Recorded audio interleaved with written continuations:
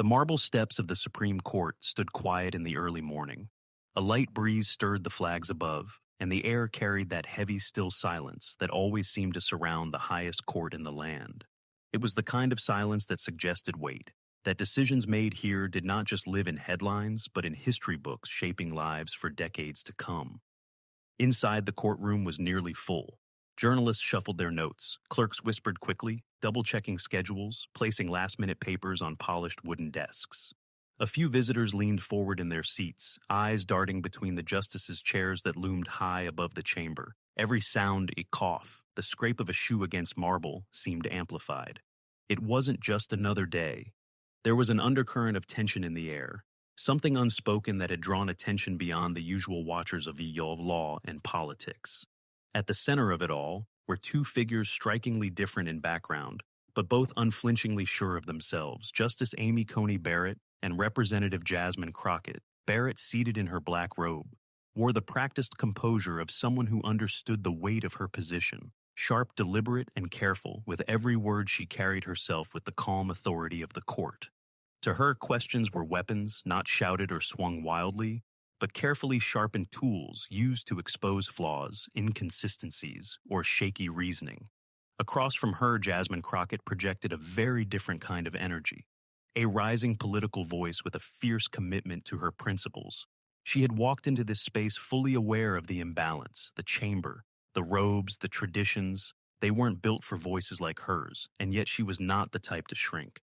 She leaned forward at the table, her eyes steady, her notes untouched as though she had rehearsed, not words but presence. The air between them wasn't yet charged, but it was alive with possibility.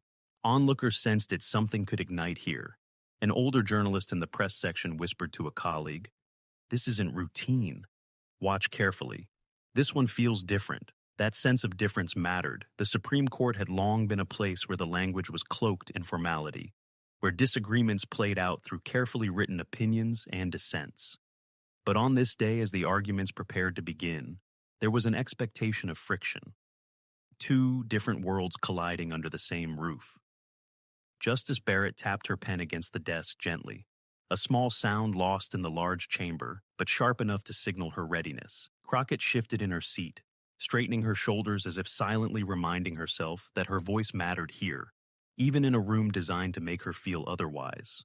What would follow was not just a legal discussion, and not just a clash of personalities. It was about the deeper questions that run through American life: who gets to speak, who gets to decide, and how truth holds up when it's pressed, challenged, or dismissed. For now, though, the chamber held only anticipation. It was the pause, before the first note of a symphony, the held breath before words that could not be unsaid. One thought lingered over the audience, though no one dared to voice it aloud. What happens when conviction meets power, head-on in the very heart of American justice? That answer was about to unfold, not in whispered predictions or cautious speculation, but in real time before their eyes. Justice Amy Coney Barrett sat with her usual quiet poise. For those who knew her only through headlines, she was often defined in shorthand. The conservative justice, the scholar, the newest member of the court appointed in a whirlwind confirmation.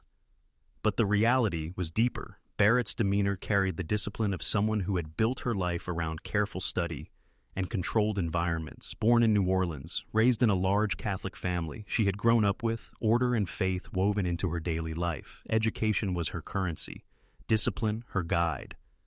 At Notre Dame Law School, she had stood out, not just as a bright student, but as someone who understood the intricate dance of argument. Her career as a professor had sharpened her ability to listen and dissect, to turn complex issues into clear, structured thought. Her ascent to the Supreme Court was meteoric, and it brought with it both admiration and criticism. Supporters saw her as principled and unwavering. Critics painted her as ideological, too closely tied to politics. But in her own mind, Barrett was not a headline or a caricature. She was a jurist. Her duty, as she often reminded herself, was to the Constitution, not to noise. And in the courtroom, that sense of duty translated into an almost surgical style of questioning, precise, direct, and often piercing. Yet, even for Barrett, this day carried a different weight. Facing Jasmine Crockett was not like questioning a seasoned attorney. Steeped in the traditions of Supreme Court argument, Crockett was something else entire. lie a congresswoman, a rising voice, and someone unafraid to stand her ground. In spaces where power was unevenly distributed, Jasmine Crockett's story was cut from a different cloth. She was not born into privilege or power, and her rise to the halls of Congress was neither smooth nor expected. Raised in St. Louis, she grew up with a front-row seat to the struggles of everyday people, economic hardship, racial disparities, the grinding difficulty of systems that did not always bend toward fairness. From a young age, Crockett carried that sense of inequity with her, not as an abstract idea, but as lived reality. When she studied law, she didn't see it as a path to prestige, but as a tool, a way to fight back, to push against structures that often left people voiceless. As a civil rights and criminal defense attorney, she had spent years in courtrooms where the stakes were not theoretical. Her clients weren't debating constitutional nuances in law journals. They were fighting for freedom, for dignity, for the chance to rebuild lives. By the time she ran for Congress, Crockett had already developed a reputation: fiery, unapologetic, unwilling to shrink in the face of authority. Her speeches carried the rhythm of both lawyerly logic and lived experience. She wasn't afraid to show emotion, and she wasn't afraid of confrontation when she believed the truth demanded it. Now, sitting in the Supreme Court chamber, Crockett knew the odds. This was not her space. The room itself seemed to whisper that truth. The ornate wood, the robed justices, the layered traditions of legal argument. But Crockett's life had prepared her for rooms where she wasn't expected to belong, and she had long ago decided that she would not let that expectation define her. The contrast between Barrett and Crockett was striking, almost cinematic. One represented the institutional weight of law at its highest level, disciplined, methodical, grounded in centuries of precedent. The other represented a grassroots surge of lived reality, direct, emotional, and insistent on being heard, even when the odds leaned the other way. And yet both women were driven by something similar: conviction. Barrett's conviction was rooted in the stability of the Constitution and her interpretation of its limits. Crockett's was rooted in the people she had fought for, the faces she could not forget, the stories that still echoed in her mind. For Barrett, the stakes were about guarding the sanctity of the court-keeping, a place where reason and precedent, not passion, carried the day. For Crockett, the stakes were about breaking through the walls of power that so often muted voices like hers. The journalists watching that morning understood what this meant. They weren't just here to observe legal arguments. They were here to witness a collision of worldviews. Outside the court, the public discourse had already set the stage. Supporters of Barrett viewed her as a stabilizing force, someone who brought intellectual rigor to a bench, often accused of being swayed by ideology.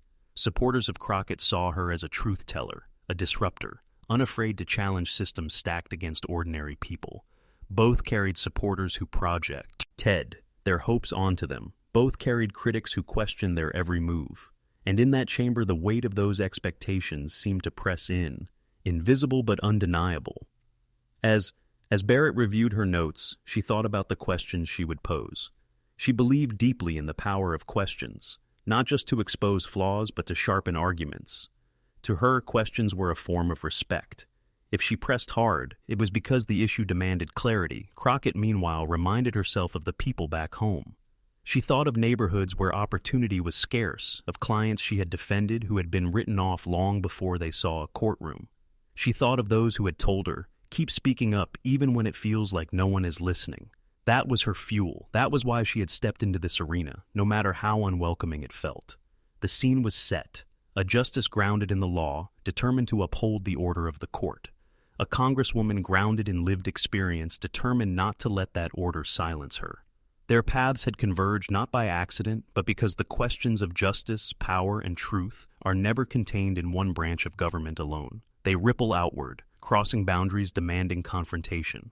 And on this day, confrontation was inevitable. The room, still heavy with anticipation, seemed to shrink around the two women. Neither had spoken yet, but the air was charged with their presence. Each carried not only her own voice, but the weight of countless others, supporters, critics, citizens, skeptics. It wasn't a clash of personalities. It was a clash of perspectives. And in that moment, the Supreme Court was no longer just a chamber of law. It was a stage where two distinct visions of America were about to collide. The stillness of the chamber broke when Justice Barrett leaned forward. Her tone was steady, but the room seemed to lean with her as if everyone was waiting for the first strike of a match. "Congresswoman Crockett," she began, her voice crisp, "you've made a passionate case for broadening legislative reach into matters that have historically been left to the judiciary. But tell me, then, do you see the constitutional limit? It was a precise question, but one with teeth. Barrett was asking more than a legal point. She was drawing a line testing Crockett's grounding. Jasmine. Crockett inhaled slowly before answering. She didn't look at her notes. Her response carried the cadence of someone who had lived these arguments long before she had spoken them aloud. Justice Barrett, she replied, her voice even. The Constitution doesn't just protect structures of government, it protects people. Too often when we talk about limits, we forget the human beings pressed up against those boundaries. My concern is not whether Congress can act in the abstract, but whether failing to act leaves citizens defenseless. A murmur rippled through the gallery. Barrett's eyes narrowed, not in anger, but in focus. She pressed again. But surely, Barrett said, you would agree that the Constitution places constraints on Congress. If every claim of harm justified unlimited power, what would stop overreach? Crockett nodded slightly. I agree there are limits, but there is also a danger in treating those limits like walls so high that no one can climb over them, even when justice is on the other side. The Constitution is not static. It was written to be lived in, not locked away. The room felt the shift. Crockett's words landed not just as an argument, but as a challenge to the very posture of the court. Barrett tapped her pen lightly against the bench. A small gesture, but one that betrayed thought, and yet she said, our duty here is not to expand but to interpret. If passion dictates interpretation, then precedent becomes meaningless. Would you have us abandon restraint in favor of sentiment? Crockett's jaw tightened, respectfully. Justice, I wouldn't call it sentiment, she replied. I would call it recognition. When laws leave entire communities unseen, restraint looks less like justice and more like indifference. The chamber grew quiet again. For the first time, Barrett sat back slightly, considering. This was the clash many had anticipated, logic against lived experience, precedent against pressure, structure against voice. From the press benches, journalists scribbled furiously. They had expected Crockett to be fiery, Barrett to be exacting, but what surprised them was the civility, the calm precision with which each woman spoke. The intensity wasn't in volume, but in the clarity of conviction. Still beneath that civility was a slow, undeniable escalation. Each answer pushed a little harder. Each question sharpened the edge of the exchange. Barrett's next question carried that edge. You argue for recognition of communities unseen, she said. But recognition is not always law. How would you have us bridge that gap without rewriting the very text we are sworn to uphold? Crockett leaned forward slightly. By remembering why the text was written, she said, the Constitution was not crafted to shield power. It was crafted to balance it. And if balance requires us to listen to voice, as that history has ignored, then yes, interpretation must evolve. Otherwise, justice is just a word etched on a wall. For the first time, Barrett's lips pressed into the faintest line, as though she recognized the weight of what had just been said. The first clash was no longer hypothetical. It was here, alive in the room. The gallery could feel it too. A law student sitting in the back whispered, "She's not backing down." An older attorney leaned toward a colleague and muttered, "Barrett won't let that stand untested." And indeed, Barrett's response came swiftly. Evolution of interpretation, she said carefully, is precisely what fractures the stability of law.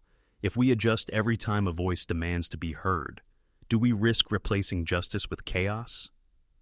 Crockett's reply came without hesitation. Justice isn't fragile. Justice Barrett, she said. It doesn't shatter when confronted by truth. It only shatters when we pretend that silence equals order. The sentence hung in the air, and for a moment no one moved. It was the kind of line that didn't need volume to land. It carried its own gravity. The rising tension wasn't just about law anymore. It was about legitimacy, about who gets to define justice in a democracy, Barrett with her robe and the authority of centuries of judicial tradition, Crockett with her voice and the authority of lived struggle. The clash wasn't resolved. It wasn't even close, but the sparks had begun to fly, and the room could feel the heat. Both women knew this was only the beginning. Barrett reached for her notes again, steadying her pen. Crockett adjusted her posture, bracing for the next round. The chamber had transformed into something more than a courtroom. It was now an arena where restraint met resistance, and every word carried the potential to tilt the balance. And though neither side raised their voice, the tension rose all the same, like a tide that refused to retreat. The first clash had arrived, and no one in the room would leave unchanged.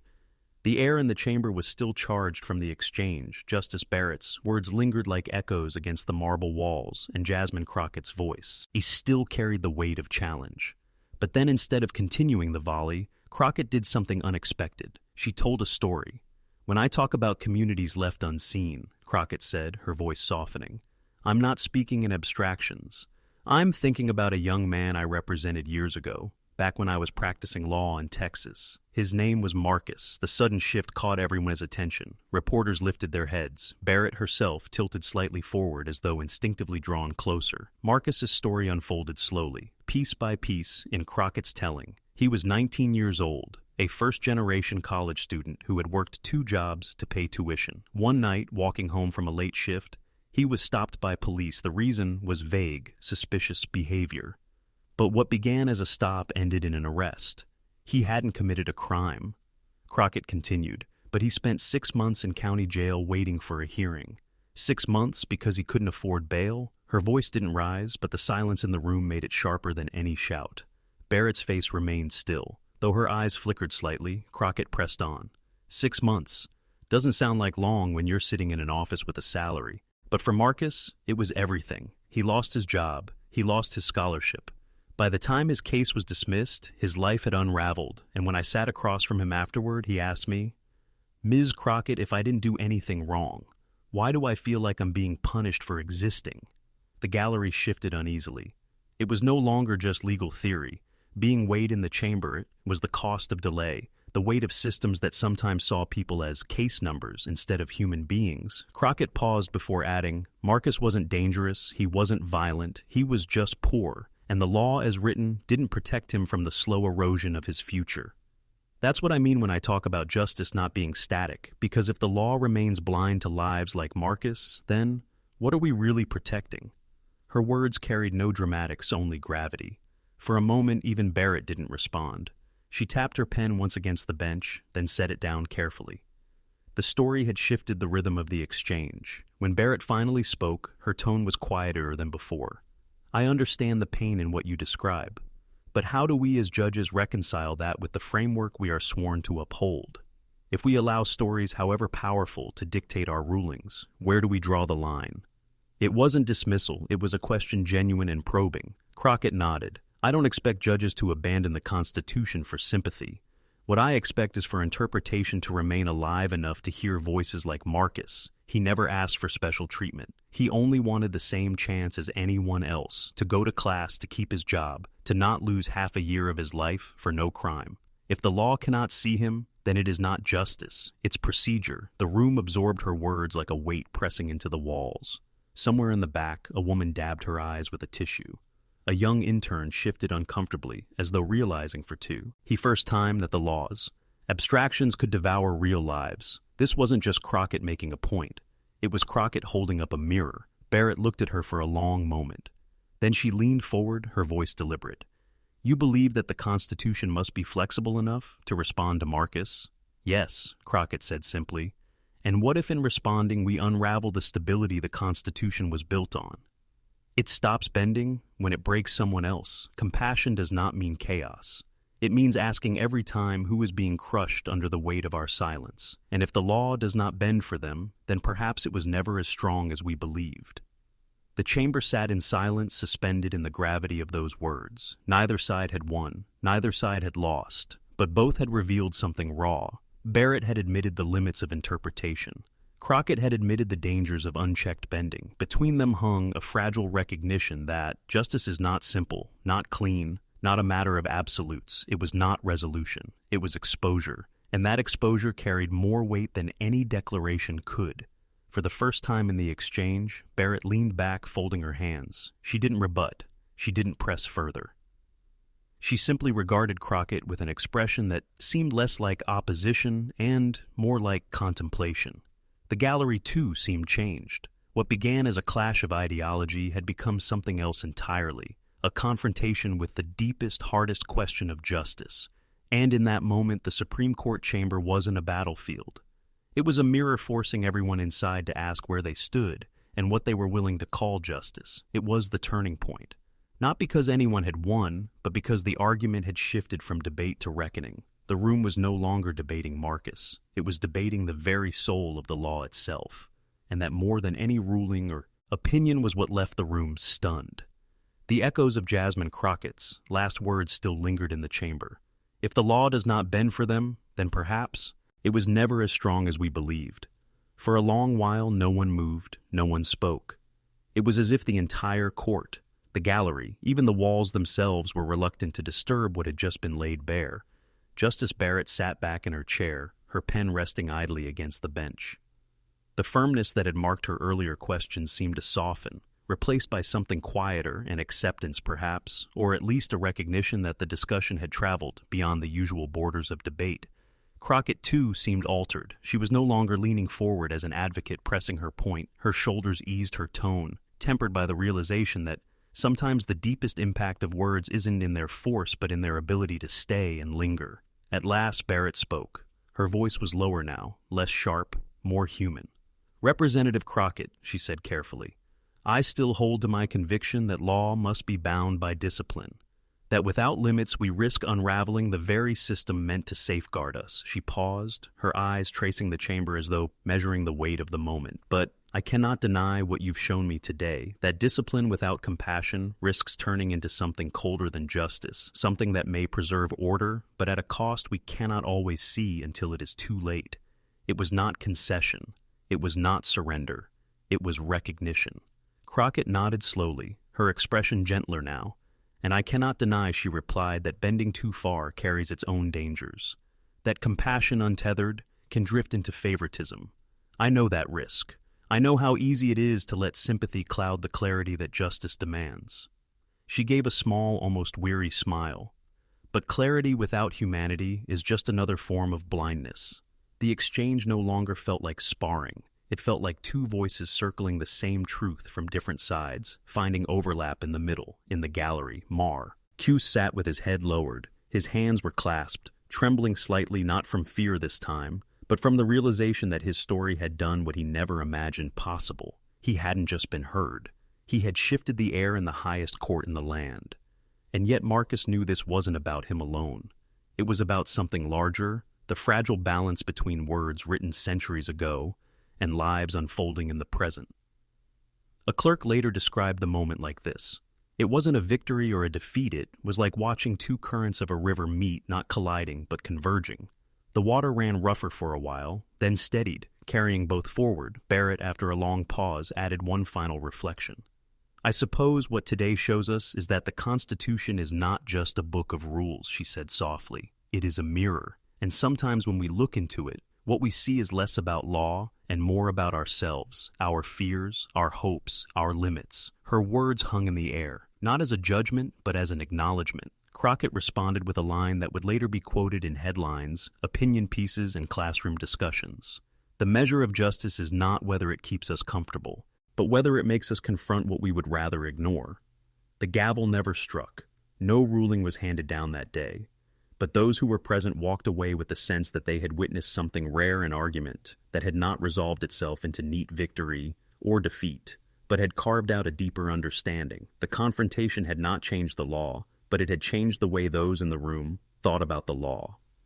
And sometimes that is the quiet beginning of change itself. When the chamber finally adjourned, Barrett remained seated for a moment longer, her gaze fixed on the empty bench ahead. Crockett lingered too, watching her. Neither spoke, but in the silence between them was an unspoken acknowledgement that justice at its most honest is not about certainty. It is about wrestling, again and again, with the hardest questions without ever allowing yourself to stop asking them.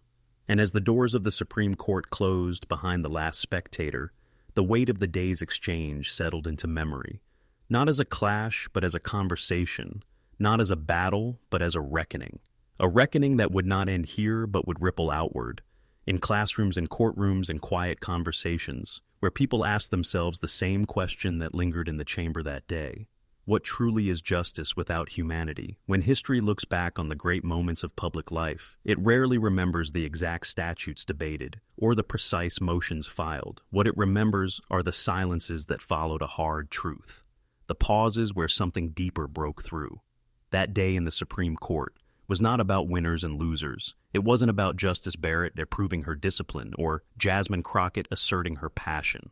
It was about a single question that still echoes long after the chamber emptied. Can justice ever be complete if it forgets the human face behind it? Some would say the exchange, revealed fault line, slaw against compassion, structure against empathy.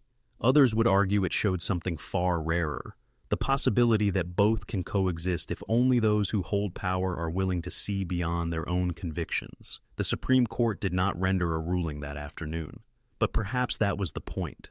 Sometimes the most lasting impact of a moment is not in its conclusion, but in its invitation.